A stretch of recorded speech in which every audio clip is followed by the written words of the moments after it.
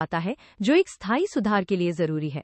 क्या आपको लगता है कि इन दोनों में से किसी एक को ज्यादा प्राथमिकता देनी चाहिए या परिस्थिति के हिसाब से दोनों को बराबर महत्व देना चाहिए?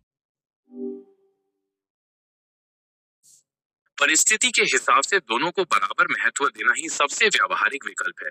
कोई एक तरीका हमेशा सटीक नहीं बैठता। कभी अन्याय के खिलाफ तुरंत आवाज उठाना जरूरी होता है, तो कभी लोगों की सोच को धीरे धीरे बदलने के लिए लगातार संवाद की जरूरत पड़ती है।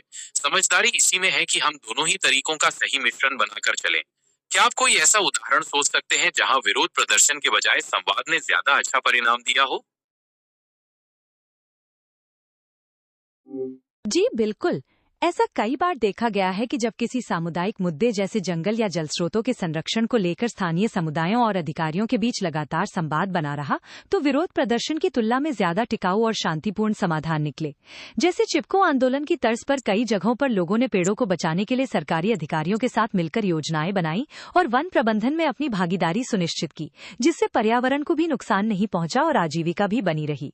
क्या आप इस बारे में कोई विशिष्ट उदाहरण जानना चाहते हैं या किसी और प्रकार के मुद्दे पर चर्चा करना चाहते हैं?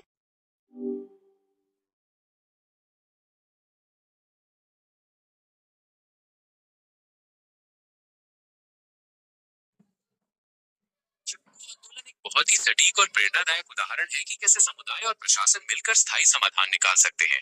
अगर आप चाहें तो हम इस तरह के किसी और उदाहरण के बारे में बात कर सकते हैं, या फिर किसी अलग मुद्दे जैसे जल संरक्षण या अपशिष्ट प्रबंधन पर भी चर्चा कर सकते हैं। आप क्या करना पसंद करेंगे?